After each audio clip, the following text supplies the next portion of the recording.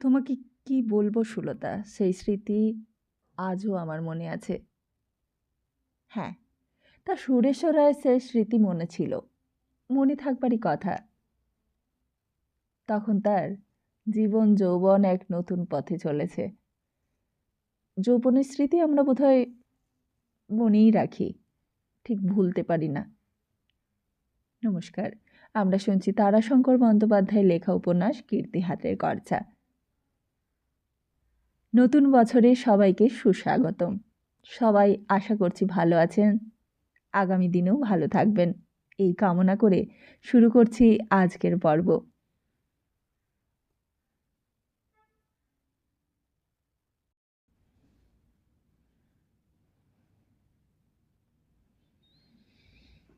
আমার বুকের ভেতর যেন ওই হাসির প্রতিধ্বনি উঠল, আমার হৃৎপিণ্ডের স্পন্দনের মধ্যে। কান দুটো মুহূর্তে গরম হয়ে উঠল, হাতের তেলোই ঘাম দেখা দিল। আমি শুয়ে থাকতে পারলাম না। রায়বংশের রক্ত উদ্বেল হয়ে উঠল। আমি বিছানা থেকে উঠে জানালার ধারে এসে দাঁড়ালাম। হাঁপাচ্ছিলাম এবং অন্ধকারের মধ্যেও নিষ্পলক হয়ে চেয়েছিলাম, কিন্তু কিছুই দেখিনি। ভয় এবং আকর্ষণের নিদারুণ দ্বন্দ্ব হচ্ছিল, তার মধ্যেই আকর্ষণই জিতেছিল। জানালার খড়খড়ি সন্তর্পণে তুলে চোখ রেখেছিলাম। খড়খড়িতে চোখ রেখে স্তম্ভিত হয়ে গেলাম। যা দেখলাম তা দেখব এ কল্পনা ছিল না। কল্পনায় ছিল ওরা দল বেঁধে কাঁসায়ের পাড়ে এসে দাঁড়িয়ে আমার বদ্ধ জানালার দিকে তাকিয়ে হাসছে, আমাকে সাড়া দিচ্ছে। আমি যে কেমন আছি সেই খবর ওরা রাখে 2-3 বেলা। ডিগুভিদ্রু জবার পাড়ায় যায়, তবার আমার স্বাস্থ্য সম্পর্কে মুখে মুখে এক একটি বুলেটিন ছড়িয়ে দেয়। ওরা তার উপরে এই ভর দুপুরে কাঁসায়ের ওপারে ডাল ভাঙতে পাতা কুড়াতে এসে একবার করে খবর নিয়ে যায়। আজ নিশ্চয়ই খবর পেয়েছে যে বাবু সাহেব আজ ভাত শুরুয়া খেয়েছে, সুতরাং বদ্ধ জানালার ধারে এসে ওরা হেসে সাড়া দিয়ে ডাকছে। কিন্তু তা নয়। যা দেখলাম সুলতা, সে কল্পনার বাইরে। মেয়েগুলো কাঁসায়ের জলে নেমেছে, সামান্য স্বল্প বাস, অর্থাৎ দূরে গামছা পরে এবং উদ্দাম হয়ে সাঁতার কাটছে আর হাসছে।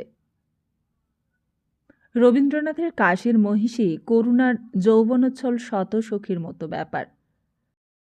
তফাৎ ছিল সেটা শীতকাল আর কাশি শীত, সুতরাং তারা কিনারার ওপরে উঠে ছুটোছুটি করেছিল, আর এরা এই প্রখর গ্রীষ্মে কাঁসাইয়ের এক বুক জলে ডুবছে উঠছে, সাঁতার কাটছে আর জল ছুঁড়ছে আমার জানালার দিকে এবং খিলখিল করে হাসছে। কাঁচস্বচ্ছ জলের ভেতর অর্ধনগ্ন নারী দেহ, সে যে কি মোহের সঞ্চার করে পুরুষের মনে, যে তুমি নারী তোমাকে আমি বোঝাতে পারবো না। পুরুষ অনুমান করে বুঝতে পারে। আদিম ঊষার কাল থেকে প্রকৃতি এমনি করেই পুরুষকে হাতছানি দেয়। পুরুষ যেখানে সভয়ে মা বলে কন্যা বলে সরে এসেছে, সেখানে সে বেঁচেছে, আশীর্বাদ পেয়েছে। আর যেখানে তাকে প্রিয়া বলে 2 হাত মেলে এগিয়ে গেছে, সেখানে তাকে সে পায়ের তলায় ফেলে বুকের ওপর চড়ে নেচেছে। জীবজীবনে প্রকৃতি প্রথম দিকে পুরুষকে কাছে ডেকে তার সঙ্গে নমলীলা শেষ করে খেয়ে পেটে পুড়েছে।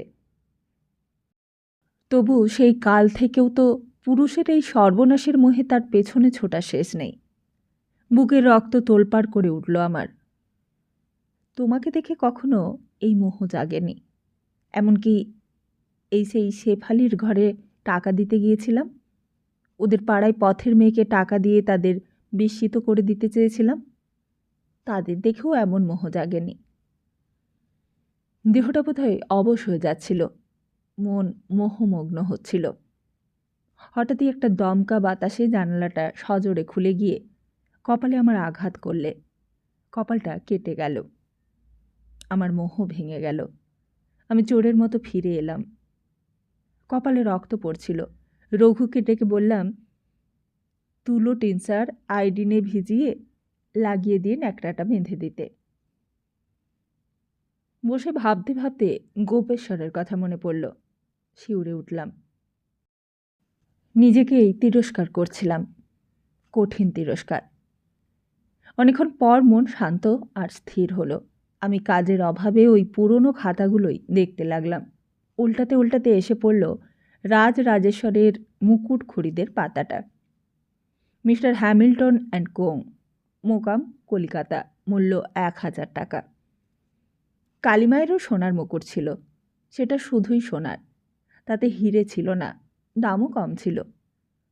আর সোনার ভরি তখন 14-15-16। 10 ভরি সোনার মুকুটের দাম 160 আর বানি, মানে মজুরি, সে কত? বেশি হলে 50 টাকা। কুড়ারাম জহরত কেনেননি, তিনি সোনা কিনতেন। সোমেশ্বর কিনেছিলেন জহরত। তার হাতে হীরের আংটি ছিল, দাম 2500 টাকা। প্রসন্নকুমার ঠাকুরের বাবার হাতের আংটি হারিয়েছিল, তার দাম ছিল 25,000 টাকা। সেই আংটি শ্যামবাজারের এক মিস্ত্রি কুড়িয়ে পেয়ে ফেরত দিয়ে বকশিস পেয়েছিল 1000 টাকা। এখনও পর্যন্ত যারা সঙ্গে আছেন তাদের অনুরোধ জানাই চ্যানেলটিকে সাবস্ক্রাইব করতে আর লাইক করতে, আর ভালো লাগলে কিংবা খারাপ লাগলে কমেন্ট করতে ভুলবেন না। তাহলে সোমেশ্বর কালীর ভক্ত তা ঠিক ছিলেন না। খাতাটা উল্টাতে লাগলাম। কত বিচিত্র আইটেম, কত দুর্বোধ্য খরচ। বর্বরদারি খাতে খরচ, মানে এটা বুঝতে অনেক কষ্ট হয়েছিল, বুঝেও বুঝতে পারিনি। ইনাম বকশিস সহজ কথা, আর বর্বরদারি হলো ট্রাভেলিং খরচ, টিএ। রোশনাই জলুস থেকে শুরু করে সংসার খাতে খরচে ঘুঁটে দেওয়ার খরচ প্রত্যেকটি লিখে গেছে। জলসা, নৃত্যগীত, এসব খাতে মোটা মোটা খরচ। বকশিস খাতে বাইজি বিদায়ে দরাজ হাতের পরিচয়। দান খয়রাত খাতে খরচ তার থেকে কম নয়। ভিক্ষুককে 1 পয়সা থেকে ব্রাহ্মণকে 1 টাকা থেকে 100 টাকা, আবার 1000 টাকাও আছে। কীর্তিকলাপে মন্দির নির্মাণ, পুষ্করিণী কাটা, টোল প্রতিষ্ঠা, স্কুল প্রতিষ্ঠা, মেদিনীপুরে সরকারি স্কুলের দান 4 অঙ্কের হিসেব, জমিদারি তদবির, উন্নতি, এসব খাতে খরচ দেখে চমকে উঠেছিলাম। কাঁসাইয়ের ধার বরাবর 7-8 মাইল লম্বা বাঁধ মেরামত খাতে কয়েক হাজার টাকা। হঠাৎই একখানা খাতায় চোখে পড়ল শুভ বিবাহর খাতের খরচ, শ্রীমান দেবেশ্বরের বিবাহের খরচ। আমার মন কৌতূহলে উতলা হয়ে উঠল। পাতার পর পাতা উল্টে যেতে লাগলাম। আরম্ভ হয়েছে সিদ্ধি থেকে। সিদ্ধি 1 পয়সা, সে বিরাট খরচ। কয়েকটা পৃষ্ঠা জুড়ে 1 পয়সা থেকে 1000-2000 পর্যন্ত দফায় দফায় খরচ জুড়ে সে এক 5 অঙ্কের হিসেব। 12,535 টাকা, কয়েক আনা, কয়েক গন্ডা। দফায় দফায় পড়ে গেলাম প্রতিটি আইটেম। কলকাতায় বৌভাত হয়েছিল একটা, আর একটা বৌভাত হয়েছিল কীর্তিহাটে। ব্রাহ্মণ ভোজন, শূদ্র ভোজন, অপরাপর ভোজন, গোয়ানদের সিধা, মুসলমানদের সিধা, বারুদের কারখানা, রোশনাই খরচ, কলকাতার বাইজি নাচ, কীর্তিহাটে যাত্রাগান, লাঠিয়াল বিদায়, কত সব খরচ। খরচের অন্ত নাই। আর এর মধ্যে পেলাম একজনের নাম, ঠাকুরদাস পাল। ঠাকুরদাসের ও তস্যপুত্র কন্যার পোশাক বাবদ গাত্র হরিদ্রা লইয়া যাইবার খরচ মাস্টার শ্রী ঠাকুরদাস পাল। শ্রী ঠাকুরদাসের পাথেয়। আবার দেখলাম অষ্টমঙ্গলার খরচ বরকন্যা সহ ঠাকুরদাস তত্ত্ব লইয়া যায়, তত্ত্বাবধায়ক খরচ 100 টাকা। কন্যাবাড়িতে চাকর বাকরদের বকশিস বাবদ 100 টাকা, জিম্মা ঠাকুরদাস পাল। আশ্চর্য এই ঠাকুরদাস পাল। পিতামহ দেবেশ্বর রায়ের বিবাহের সর্বত্র যেন সে বিচরণ করে বেড়াচ্ছিল। আমার আর বিস্ময়ে সীমা ছিল না। চাকর? চাকরের আগে তো শ্রীলেখার রেয়াজ ছিল না। তবে অনেকক্ষণ চুপ করে বসে রইলাম সুলতা। আমার প্রপিতামহ রত্নেশ্বর রায় ছিলেন সেই আমলেরই শুধু নয়, সকল আমলের দুর্লভ মানুষ। শুনেছি প্রথম জীবনে মাপা বীরেশ্বর রায়ের সঙ্গে বিরোধ করেছিলেন তার দুর্দান্ত জমিদারপনার প্রতিবাদে। অথচ এই বংশের দৌহিত্র হিসেবে তিনিই ছিলেন রায়দের উত্তরাধিকারী। পরে মামার সঙ্গে মিটেছিল, মামা তাকে পোষ্যপুত্র নিয়েছিলেন। তিনি মামার সঙ্গে বিবাদ করেই ক্ষান্ত ছিলেন না। তাহলে সকলেই বলতো তিনি ঝগড়া করেছিলেন সম্পত্তির জন্য। তিনি নীল বিদ্রোহের সময় নীলকরদের বিরুদ্ধেও রুখে দাঁড়িয়েছিলেন। পরে সম্পত্তির উত্তরাধিকারী হয়ে তিনি স্কুল করিয়েছিলেন দুটো, চ্যারিটেবল হসপিটাল দিয়েছিলেন, ল্যান্ড হোল্ডার্স অ্যাসোসিয়েশনের মেম্বার ছিলেন। সেকালের বড় বড় ধনী জমিদার মহলে তার প্রতিষ্ঠা ছিল। তার কজন পরম প্রিয় পাত্র ছিল, তাঁরা গ্রাম জীবনের সাধারণ লোক ছিলেন। তাদের ভাইয়ের মতো সমাদর করতেন। ঠাকুরদাস তাহলে তাদের কেউ? হঠাৎই মনে পড়ে গেল শ্যামনগরের স্কুলে একটা বৃত্তি আছে, মেডেল আছে, যার নাম ঠাকুরদাস স্কলারশিপ। মেডেলটার নাম Thakurdas medal, gold centred medal. তাহলে কে ঠাকুরদাস পাল? খাতা উল্টাতে লাগলাম, যদি তার কোনো পরিচয় মেলে। কিছুদিন পরেই খরচ দেখলাম ঠাকুরদাস পালের পুত্রের বিবাহে বধূ সমাদরের যৌতুকের জন্য গহনা খরিদ 1 দফা 1000 টাকা। সেই আমলে 1000 টাকা তো কম নয়, তখন 14 টাকা সোনার ভরি। আর তাছাড়াও সাধারণ গৃহস্থ ঘরে সোনার গহনার প্রচলন হয়নি বিশেষ। গহনা ছিল রূপোর। উল্টেই যাচ্ছিলাম খাতার পাতা, নানান বিচিত্র সব খরচ। সেইকালে যেন খরচের আইটেমগুলোর মধ্যে দিয়ে নিজের একটা বিচিত্র কর উদ্ঘাটিত করেছিল। কথকতার খরচ, রামায়ণ গানের খরচ, গায়ক বিদায়, আবার পালকি বহনের বেহারা খরচ, মদের জন্য ইনাম বকশিস, ভট্টাচার্য পাড়ার শ্যামচরণ ভট্টাচার্যের কন্যার বিবাহে সাহায্য, সে 2-4 টাকা নয়, 100 টাকা। সন্ন্যাসীদের জন্য গাঁজা খরচ, সাপুড়েকে বকশিস, গোয়ানপাড়া সাহায্য, ঘর তৈরির জন্য 10 ঘর গোয়ানকে 100 টাকা হিসেবে 1000 টাকা ওই গোয়ানেরা, মানে আবার গোয়ানপাড়ার জায়গা জুড়ে বসল। গোয়ানদের এনে কংসাবতীর ওই পারে ওই শক্তি সাধনার সিদ্ধপীঠ থেকে কিছুটা দূরেই বসত করিয়েছিলেন রত্নেশ্বর রায়। এই হুকুম দিয়ে গিয়েছিলেন বীরেশ্বর রায়।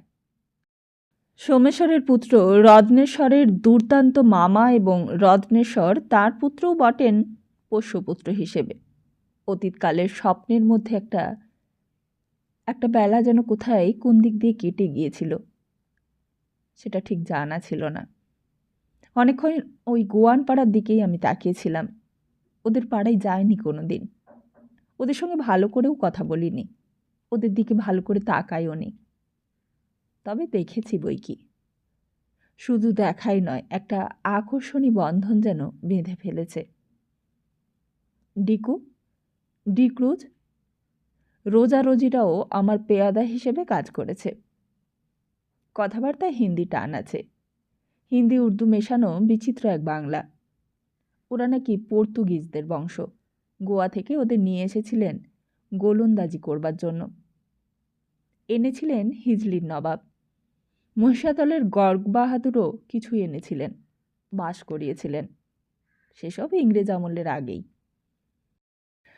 তখন একদিকে বর্গিরা আসছে, আর আসছে এই জলদস্যু, এই হারমাদারাই এরা। ইংরেজ কোম্পানির সঙ্গে হিজলি নিয়ে নবাবের ঝগড়া লাগছে। এরা তখন এইখানে কামান দাগত, গোলন্দাজের কাজ করত। এরা তাদেরই বংশধর। আর কী জন্য যে বীরেশ্বর রায় তাদের এখানে এনেছিলেন তা তিনিই জানতেন, আর জানতেন রত্নেশ্বর রায়। কিন্তু এরা এই অঞ্চলের মানুষদের বিচিত্র মেলার মধ্যে একটি অতি বিচিত্র রং এবং প্রকৃতি নিয়ে এসেছিল, তাতে কোনো সন্দেহ নেই।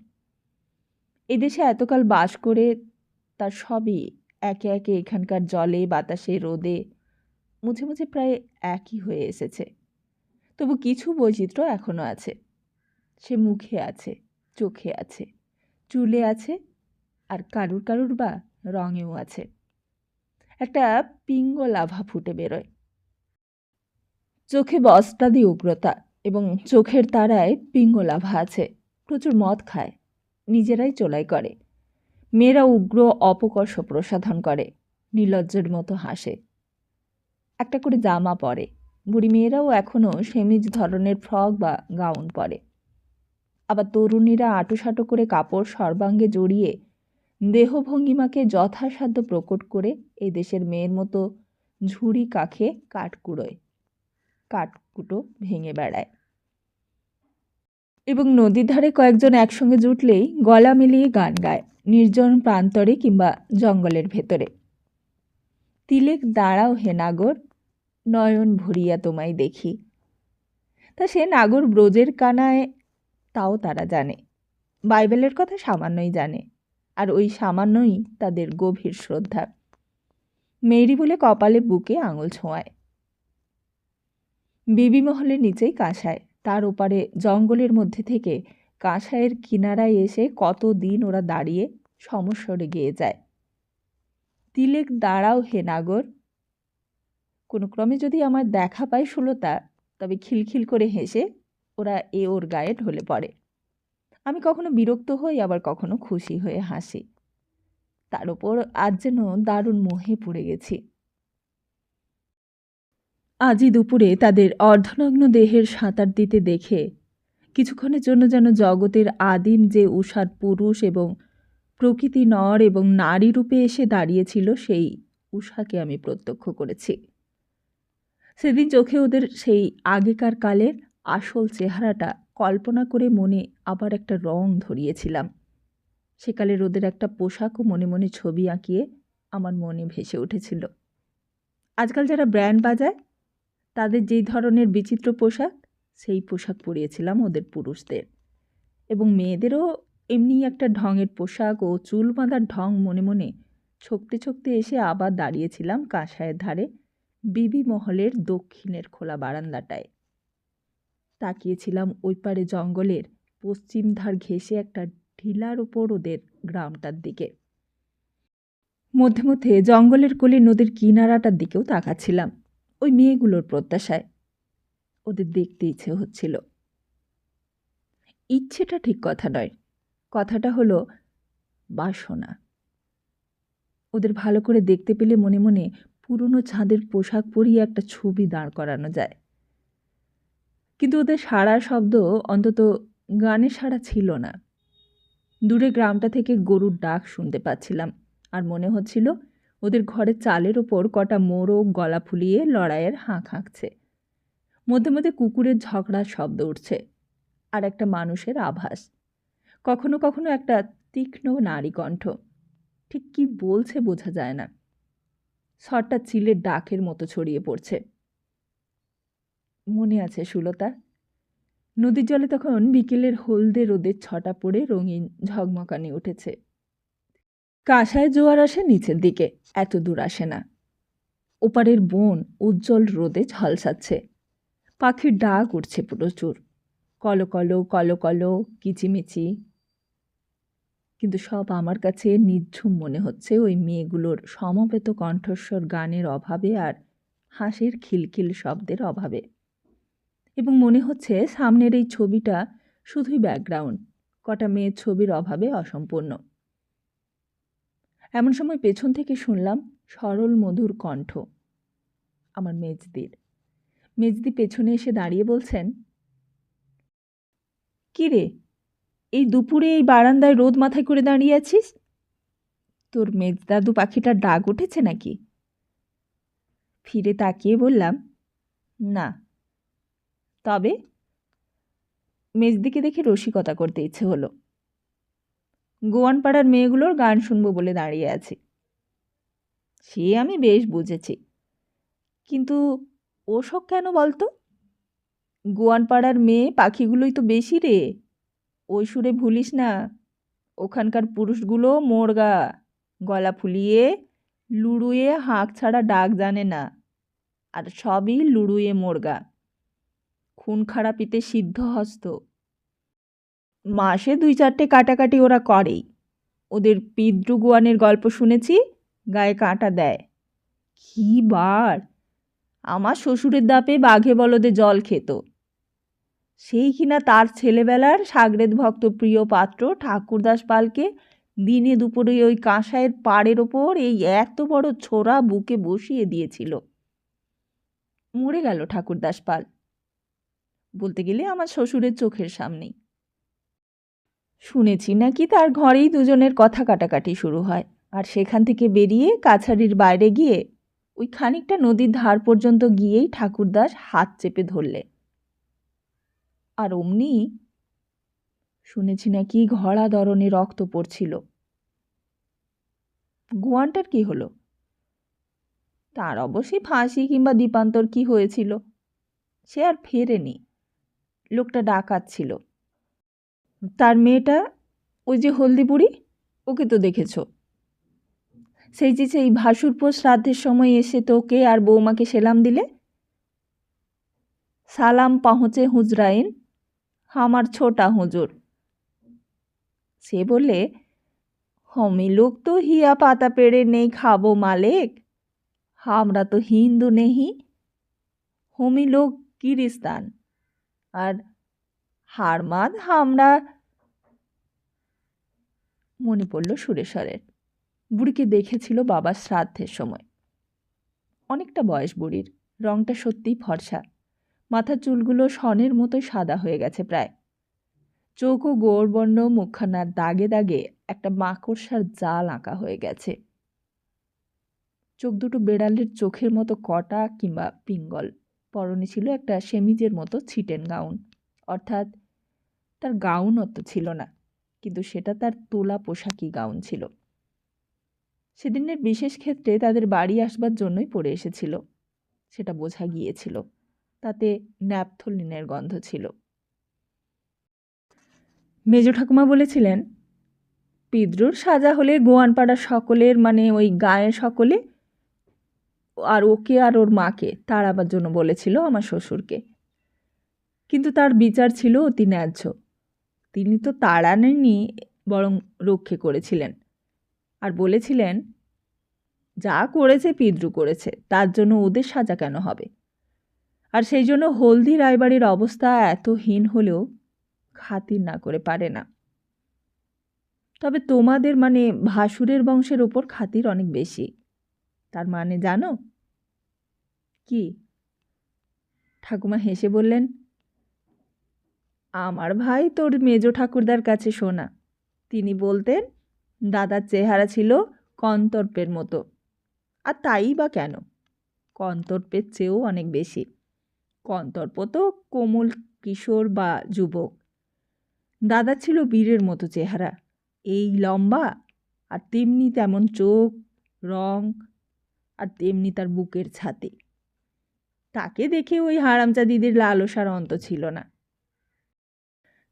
দাদারও কজন গোয়ান শিকারী ছিল, তার সঙ্গে যেত ওই বাঘ মারবার সময়। হঠাৎই ঠাকুমা মুখে কাপড় চাপা দিলেন আর বললেন, আমি বলছিলাম আর তুমি কালো একটু মোটা সোটা বলে তোমার দিকে তাকাতো না বুঝি? আর ও জ্বলে উঠতেন, 10 বার রাধা রাধা বলে বলতেন। শুনলে পাপ হয় এই সব কথা।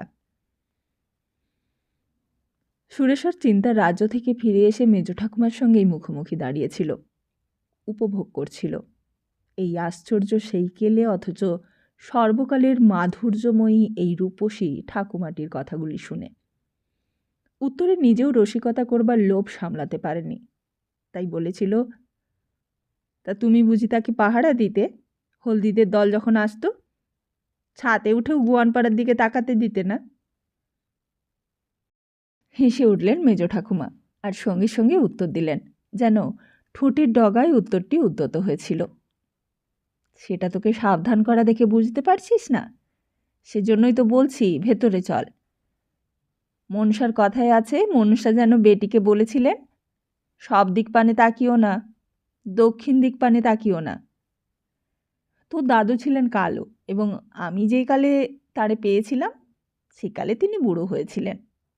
তোর দাদু তোকে দেখে বলেছিলেন, নাতি, তোমাকে দেখে দাদাকে মনে পড়ছে, তিনি রায়বংশের শ্রেষ্ঠ সুপুরুষ ছিলেন। তুমি তার তুল্য, কিংবা তার থেকেও সুন্দর হে। তুমি সুন্দর, তুমি নবীন। 5 জনে কলঙ্ক দিয়ে তোকে আর আমাকে নটবর করে তুলেছে। আমাকে ভাবনায় ফেলেছিস তুই। আয়, ওইদিকে সেই মুখ পুরি ছুরিদের গানের জন্য কান পেতে, দর্শনের জন্য চোখ পেতে আর থাকতে হবে না। ঘরে এসে ডেক চেয়ারে বসলাম। টানা পাখা আবার চলতে লাগলো। দিনের বেলা খেয়ে না ঘুমিয়ে বিকেলে ঘুমিয়ে পড়েছিলাম সুলতা। তার মধ্যে স্বপ্ন দেখেছিলাম। কি দেখেছিলাম ঠিক মনে নেই, তবে তার মধ্যে ঠাকুরদাস ছিলেন। আমার ঠাকুরদাও উঁকি মেরেছিলেন, আর পিস্ত্র ছিল। গোয়ানপাড়ার মেয়েগুলোও ছিল। এলোমেলো জড়ানো এক স্বপ্ন। মনে মাথার মধ্যে সেইকালের ওই ইতিবৃত্তগুলো মাতালের মদের নেশার মতো ঘুরপাক খাচ্ছিল। স্বপ্নের শেষের দিকটায় ঠাকুরদাসের রক্তাক্ত দেহ ছিল, সেটা মনে আছে। একটু আতঙ্কের সঙ্গেই জেগে উঠলাম। তখন সন্ধে হয়ে এসেছে। রঘু চা এনে দিলে। চা খেয়ে কি মনে হলো ভাবলাম। ঠাকুমা বললেন, ঠাকুরবাড়ির কাছারি থেকে বেরিয়ে কাঁসায়ের ধারটায় গিয়ে বিপ্র খুন করেছিল ঠাকুরদাসকে। জায়গাটা দেখে আসি। তাই বেরিয়ে পড়লাম। কীর্তিহাট গ্রামখানের নদীর ধারে ধারে লম্বা, কলকাতার মতো গড়ন। রায়বাড়ি তার এক পাশেই, মানে যে দিকটা জুড়ে আছে তার পরে আর কোনো অনালোকের বসত নেই। নদীর ঘাটে গিয়ে একটা রাস্তা পড়েছে, তার ওপারেই গোয়ানপাড়া। গিয়েছি অনেকবার, কিছুই ছিল না। থাকবার মধ্যে ছিল জঙ্গল। খানিকক্ষণ দাঁড়িয়ে থেকে ফিরে গোয়ানপাড়ায় তখন হাঁকাহাঁকি ডাকাডাকি চলছে। গরুকে ডাকছে, ছাগলকে ডাকছে, হাঁসকে ডাকছে। আহ তি তি তি তি তি, আহ আহ। ছেলেগুলো কোলাহল করছে, বকাবকিও শোনা যাচ্ছে। এটা ঠিক কলহ নয়, গুরুজনেরা বকছে ছেলে মেয়েদের। আমার পাশ দিয়ে কটা গোয়ান মেয়ে কীর্তিহাটে বাজার করে ফিরে এসে নদীর ঘাটে নামল। হাতে মুখে দড়ি বাঁধা কেরোসিনের বোতল, মাথায় একটা করে ডালা, আর একটা করে সর্ষের তেলের ভাঁড়। আমাকে দেখে ফিকফিক করে ওর মুখের দিকে তাকিয়ে হাসলে। আমি প্রাণপ্রণে গম্ভীর হয়ে বিচরণ করছিলাম। বলতে পারো শিশিরবাবুর চিন্তামগ্ন আলমগীরের মতোই। ওদের দেখে ভয়ার্ত যেমন মেকি সাহস দেখায়, তেমনি পোজ নিয়েছিলাম, আমার মনে আছে। কিন্তু ওরা ছাড়বার পাত্রী নয়। ওদের উপমা আমাদের পুরাণে কাব্যে আমি খুঁজে পাইনি। প্রমীলার রাজ্যের কথা শুনেছি, বিস্তৃত বিবরণ সেখানে নেই। থাকলে বোধহয় উপমা মিলত। ওরা বললে, সেলাম মালিক সাহেব। আমি বললাম, সেলাম। হুজুরের বোখার হয়েছিল, কতদিন জানালাতে দেখিনি। আর তবিয়ত ভালো হলো? হ্যাঁ, হয়েছে। তবুও ছাড়ান দিলে না, বললে, গোয়ানপাড়ার ঘাটে হুজুর? বললাম, বেড়াতে এসেছি। তবে চলেন, মালিক হামলোকের গাঁওয়ে চলেন। বললাম, না, তোমরা যাও। কইকে ডেকে দেব হুজুর বাহাদুর? না। আর তসবির আঁকো না মালিক? না। এই রোজা মেয়েটা বলে হুজুরকে বলবো হুজুর আমার তসবির আঁকো। তা ওর আঁকো না হুজুর, ওর খুব শখ, আরও দেখতে বি খুব সুরত আছে। এই বলে খিলখিল করে হেসে উঠল। আমি নিশ্চয়ই রাঙা হয়ে উঠেছিলাম। এরা তো সুলতা অসীমা সীমা নয়, এদের সঙ্গে আমার পেরে উঠবারও কথা নয়। আর এরা চিতপুরে বাড়ির দরজায় যারা পেটের অন্নের জন্য দাঁড়িয়ে থাকে তারাও নয়। পকেট থেকে টাকা দিয়ে ঘরে যেতে বললে কৃতজ্ঞতায় মাথা হেঁট করে মনে মনে পায়ে মাথা ঠেকাবে। এদের গায়ে হারামদের রক্ত। এরা কাঁসাইয়ের ধারে জঙ্গলে বাস করা আদিম নারী। আমি ভঙ্গ দিলাম। যথেষ্ট গাম্ভীর্যের সঙ্গে ওদের দিকে একটা তির্যক দৃষ্টি নিক্ষেপ করে গায়ের মুখে ফিরলাম। ফিরতে গিয়ে দেখলাম পিছনে জঙ্গলের মধ্যে কে একজন লুকোচ্ছে। আমি গ্রাহ্য করলাম না, চলে এলাম। কিছুটা এসেছি, আর অমনি মেয়েগুলো তীক্ষ্ণ উচ্চকণ্ঠে ধ্বনি পেয়ে আবার থমকে দাঁড়ালাম। অশ্লীল ভাষায় গালাগাল দিচ্ছে কাকে যেন। একটা কথা কানে এলো, এ রায়বাবুর বাড়ির লড়কা, কুর্তার পাকিটে একটু দামড়ি নেহি, বাবু খিতাব। যা যা ভাগ, নেই তো নাক কেটে লিবোটে শালা। বুঝলাম কোনো রায়বংশের গুণধর ওদের পিছু নিয়েছিল, তাকেই এসব কথা বলছে। দুপুরে নিজে যা করেছি তার জন্য লজ্জায় মরে গেলাম। এবং তখনই বোধহয় জিতে গেলাম। যৌবনের ধর্মকে আমি মানি। ব্যভিচারী বলে যারা সংসারে ঘৃণিত, তাদের বিচারও আমি সহানুভূতির সঙ্গেই করেছি। কিন্তু হ্যাংলাম ও কাঙালেপনা, নারীর সঙ্গে প্রেমের ক্ষেত্রে ছিঁচকে চোরের বা গাঁট কাটার কাজ যারা করে, তাদের আমি ঘেন্না করে এসেছি। আমার এই জ্ঞাতিপুত্রটিকে দেখে যে ঘেন্না তার উপর হলো, তার থেকেও বেশি ঘেন্না অনুভব করেছিলাম নিজের ওপর। বিশ্বমঙ্গলের মতো চোখ দুটোর উপর ক্রোধের আর সীমা ছিল না। খারাপ, অত্যন্ত খারাপ মন নিয়ে ফিরে এলাম। একটা কথা একসময় বিদ্যুৎ চমকের মতো মনে হলো। মানুষের এই পাপ রায়বংশে এমন করে বাসা বাঁধল কেন? বাবার কথা মনে পড়ে গেল। মাকে চিঠিতে লিখেছিলেন, সুরেশ্বরকে নারীদের থেকে দূরে থাকতে বলো, যদি নাই বা থাকতে পারে তবে যেন বিবাহ করে। আর একটা কথা মনে পড়ল, প্রকৃতির সঙ্গে পুরুষের সম্পর্ক মানুষ আর মানুষের মধ্যে জুটিতেই আবদ্ধ রাখতে হয়। বাকি ক্ষেত্রে সম্পর্ক পিতা কন্যা মাতা পুত্রের। কথাটা রায় বাহাদুর রত্নেশ্বরের, তিনি বলে গেছেন। গোয়ার মেয়েগুলোকে মনে মনে আমি মা বলতে গিয়েও পারিনি। তোমাকে মনে করতে চেষ্টা করেছিলাম, কিন্তু তোমার মুখ ঢেকে ওদের মুখ ভেসে উঠছিল মনে। আর এরই মধ্যে কখন এসে পৌঁছে গিয়েছিলাম বিবি মহলের দরজায়। মাথাটা হেঁট করেই আসছিলাম, হঠাৎই শুনলাম কি যেন বললে, এই যে। মাথা তুলে দেখলাম সেটেলমেন্ট ক্যাম্পের পেশকার। লোকটা কালো, রোগা, যারা খুব ধূর্ত হয়। সে বললে, এই তো বেরিয়ে এলেন, তাহলে তো ভালোই আছেন। মেজাজটা খারাপ হয়ে গেল। লোকটা কি দেখতে এসেছিল আমার অসুখ কতটা সত্যি? তাই কি? লোকটা বলেই চলেছিল, ওহ কতক্ষণ এসেছি, আধ ঘন্টার ওপর। চলুন, সাহেব বসে আছেন। মিসেস ঘোষ কাল কলকাতা যাবেন, হঠাৎই ঠিক হয়েছে। তার ছবি এঁকে দেবার কথা আছে, সেটা তিনি নিয়ে যাবেন। মানে এই রাত্রে? হ্যাঁ, কাল যে কলকাতা যাবেন, সেখানে তিনি গিয়ে দেখাবেন। কি যে হয়ে গেল মেজাজটা! বললাম, বলবেন রাত্রে ছবি আঁকা হয় না। হেজাক বাতি ঠিক করে রেখেছি। বলবেন হবে না, পারবো না, আমার শরীরটা ভালো নেই। উনি চটে যাবেন, মেম সাহেব ঝোঁক ধরেছেন।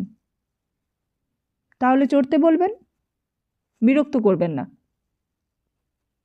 এই বলে আমি ঘরে ঢুকে গেলাম।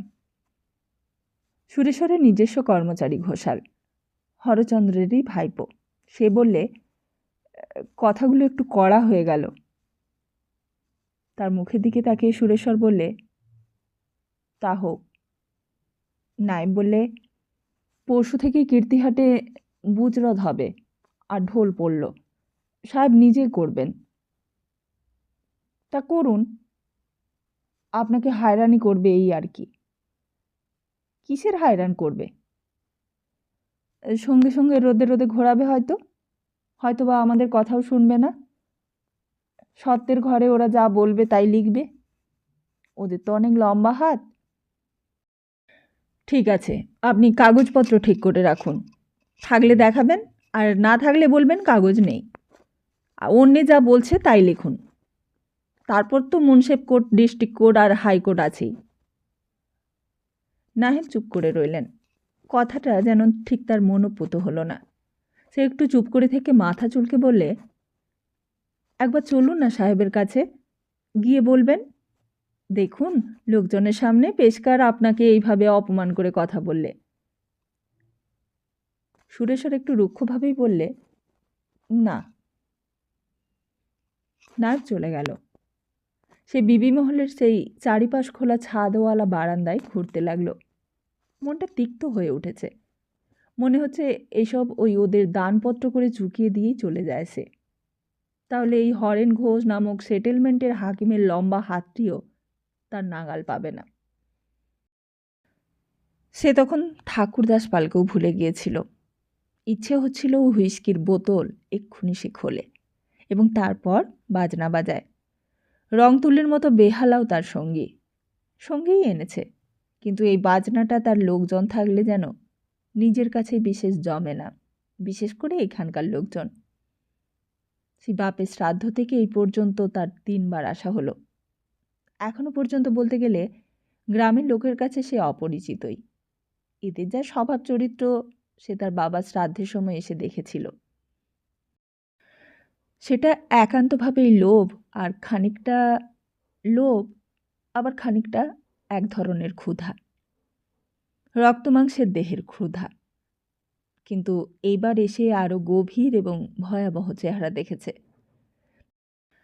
বিষয় সম্পত্তি নিয়ে যে ক্ষুদ্রতা এদের এবং কুটিল গতিতে যে ক্ষুদ্রতা পাক খায় তার তুলনা হয় একমাত্র সাপের সঙ্গেই। প্রথমটার তুলনা শেয়ালের সঙ্গে। সত্য বলতে গেলে এদেশে সহ্যই করতে পারে না। ডিকু বলে, বিলকুল সব হারামি আছে হুজুর। রোজা অর্থাৎ রোজারিও বলে, বিনা মতলবে कोई बात করে না মালিক, ঝুটা আদমি ঝুটা বাত। সুরেশ্বরও তাই মনে করে। এদের মধ্যে অস্বস্তিও বোধ করে। এমনকি কেউ প্রশংসা করলেও সন্দিগ্ধ হয়ে ওঠে। বোধহয় ওরাও সেটা জানে। অর্থাৎ সুরেশ্বরায় যে তাদের চেনে এটা ওরা বুঝেছে, তাই কেউ এদিকে ধার ঘেঁষে না, একমাত্র ওই মেজ ঠাকুমা ছাড়া। এই রায়বাড়ি, এই কীর্তিহাট গ্রামের ওই মহিলাটি তার পরমাত্মীয়, প্রিয়জন। তিনি তার সঙ্গে আদিরস ঘেঁষা রসিকতা করলেও বেশ মিষ্টি লাগে। তার তোষামত করে তাকে অন্নদাতা বললেও সে সংকোচ বোধ করে না। মনে হয় না যে কোনো মতলবে বলছেন। তিনি দুপুরের একেবারে খাবার সময় আসেন। আবার সন্ধ্যের পর ঠাকুরবাড়ির ফেরত পুষ্প চরণাদক নিয়ে তাকে দেন। রাত্রে কী খাবার আয়োজন করেছে ঠাকুর তার তদবির করে চলে যান। তিনি তো জানেন তার হুইস্কি খাওয়ার কথা, তাই খাওয়ার আগেই তিনি চলে যান। হুইস্কির সঙ্গে রাত্রিরের খাবার খেয়ে নিয়ে সুরেশ্বর এসে বসে ওই সামনের মনোরম খোলা বারান্দাটিতে। হাতে বেহালা থাকে, আপন মনে বাজায়, আমেজ লাগে। আজ এই উত্তেজিত মুহূর্তটিতে সে হুইস্কির বোতলটা খুলে বসে গেল। মেজ ঠাকুমা এখনও আসেননি, সেই জন্য সুরেশ্বর আজ বিরক্ত হয়েছিল মেজ ঠাকুমার ওপর। মনে মনে প্রশ্ন করেছিল, কী দরকার ওর রাত্রে আসবার? প্রায় সেই ক্ষণটিতেই মেজ ঠাকুমা এসে গিয়েছিলেন। মুখে সুরেশ্বর কিছুই বলতে পারেনি। তাই বা কেন, মনটা প্রসন্নই হয়ে উঠেছিল। মেজ ঠাকুমা কিন্তু সেই দিন ঠিক সেই মানুষটি নন, যার আবির্ভাবের সঙ্গে সঙ্গেই তার মুখের হাসি এবং সরস বাক্যে কীর্তিহাটের এই নির্বাসন বাসটি মধুর হয়ে ওঠে। পুষ্প চরণোদক দিয়ে তিনি বললেন, আজ নদীর ওই গোয়ানপাড়ার ঘাটে বেড়াতে গিয়েছিলে? হ্যাঁ, ঠাকুরদাস পালকে বিদ্রু গোয়ান ওইখানটায় খুন করেছিল, তুমি বললে না? মনে হলো জায়গাটা একবার দেখে আসি। তা ডিকু কি রোজারি কিংবা রঘু এদেরকে তো সঙ্গে নিলেই পারতে, একলা কেন গেলে? কি বিপদ, আমি কি ছেলে মানুষ, পথ হারিয়ে যাব? ওরা তো সেটাই রটাচ্ছে। তুমি ওদের ছুরিগুলোকে এই সারায় পথ হারাতেই তো গিয়েছিলে। চন্দ্রেশ্বর দেখেছে? চন্দ্রেশ্বর সুখেশ্বরের ছোট ছেলে। ও হ্যাঁ, তা দেখলাম বটে, গ্রাম থেকে কেউ ওদের পিছু নিয়েছিল। আমি ঘাটে দাঁড়িয়েছিলাম বলেই জঙ্গলের মধ্যে গাছের আড়ালে লুকিয়েছিল। মেয়েগুলো যা কুৎসিত ভাষায় ওকে গালাগালি করছিল, সেটা এবার তোমার নামে রটল। রটুক না ভাই, আমার গায়ে লাগে। একটু চুপ করে থেকে বললেন, কাল থেকে লোক সঙ্গে করে বেরোবি। কেন? এখানে সাক্ষী রেখে বেড়াতে হবে নাকি? নাকি তোমারও সন্দেহ হচ্ছে? তুই আচ্ছা গোয়ার, কিন্তু রায় বংশ তো। বলতে দাও, ওদের বলতে দাও, ওটা আমার প্রাপ্য রায় বংশের বলেই। কিন্তু তোমার সন্দেহ হয় কি না তাই বলো। তাহলেই বা তোর তাতে কি যাবে আসবে বল? বুঝলাম অভিমান। আবার একটু চুপ করে থেকে বললেন, সাহেবের পেশকারের সঙ্গেও ঝগড়া করলি? হ্যাঁ, তাও করেছি, দরকার হলে আবার করব। ওরা মানে ধনেশ্বর লাফাচ্ছে। প্রণবেশ্বরও খুব খুশি। পরামর্শ হচ্ছে কাল প্রথমেই ওরা বাড়ির সত্ত্বে আপত্তি দেবে, বলবে বাড়ি দেবোত্তর। মানে প্রণবেশ্বরদের অংশ যা কিনেছে, এই বিবি মহল যা তোমার নিজস্ব, এর সব দেবোত্তর। মানে বিক্রি সিদ্ধ নয়, ভাগ সিদ্ধ নয়। সবই তো শুনেছিস। বিরক্তিতে, ক্ষোভে, ঘৃণায় সুরেশ্বরের মাথায় যেন আগুন জ্বলে উঠল। সে বললে, নিক ঠাকুমা, ওরা এসব নিক, এতে আমার কোনো দরকার নেই, নিয়ে নিক। না। কণ্ঠস্বর কঠিন হয়ে উঠল মেজ ঠাকুমার। বললেন, জমিদারের ছেলে হয়ে তুই এই কথাগুলো বলছিস? ছি! দিতে ইচ্ছে হয়তো দিতেই পারিস, কিন্তু ঠকিয়ে নিতে দিবি? পরকে ঠকিয়ে নেওয়া যেমন পাপ, জেনে শুনে নিজে ঠকাটাও তেমনি ঘেন্নার কথা। সে যদি আবার ক্ষমতার অভাবে হয়। শোন, আমি তোকে বলি, যে খাতাগুলো আমি তোকে দিয়েছি তার সবগুলো খোঁজ, এর মধ্যেই পাবি। রায়বাহাদুরের দেবোত্তরের বাইরে কলকাতায় যে ব্যবসা ছিল, সে আর ছিল কোম্পানিতে, তার জমা খরচের খাতা। আমি দেখেছি সেই খাতা, তার মধ্যেই ইমারত খরচ পাবি। তোর কলকাতার বাড়ি, এখানকার বাড়ি, সব সেই টাকাতেই। এই বলেই মেজ ঠাকুমা চলে গেলেন। তার দিকে সুরেশ্বর তাকিয়ে রইল সবিস্ময়ে শুধু নয়, সসম্ভ্রম দৃষ্টিতে। আজ এক নতুন চেহারা দেখেছে সে, একেবারে রাজমাতার মতো চেহারা। আশ্চর্য, পুজুরি বামুনের মেয়ে এমনটা কি করে হলো? সমস্ত রাত্রি আমি খাতা উল্টেছিলাম, পাতার পর পাতা। আজ আর ইতিহাস ঘাঁটতে নয়, নজির খুঁজতে। ঠাকুমার মনের মধ্যে একটা তেজ বা আগুন জ্বেলে দিয়ে গিয়েছিল সুলতা। সেই আগুনটা অ্যালকোহলের ছিটে পেয়ে জ্বলে উঠেছিল জোরালো হয়ে।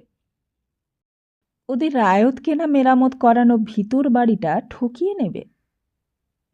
এদের অর্থগৃহতার জন্য, নীচতার জন্য ঘেন্না, ওদের জোট বেঁধে আমাকে ঠকাবার চেষ্টায় রাগ, আর ওদের মেজ ঠাকুমাকে পর্যন্ত কলঙ্কিনী অপবাদ দেওয়ার কুৎসিত প্রবৃত্তির জন্য ক্ষোভ, এই সমস্তগুলো মিলে আমাকে নিষ্ঠুর কঠোর করে তুলেছিল সেই দিন। সেই দিন মদ খেয়েছিলাম মধ্যে মধ্যেই, আর খাতা উল্টেছিলাম পাতার পর পাতায়, খাতার পর খাতা।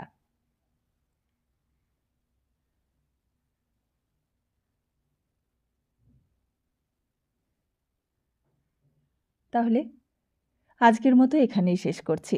খুব তাড়াতাড়ি ফিরছি আগামী পর্ব নিয়ে। ততদিন ভালো থাকুন, সুস্থ থাকুন, আর নতুন বছর নতুনভাবে কাটান। নমস্কার।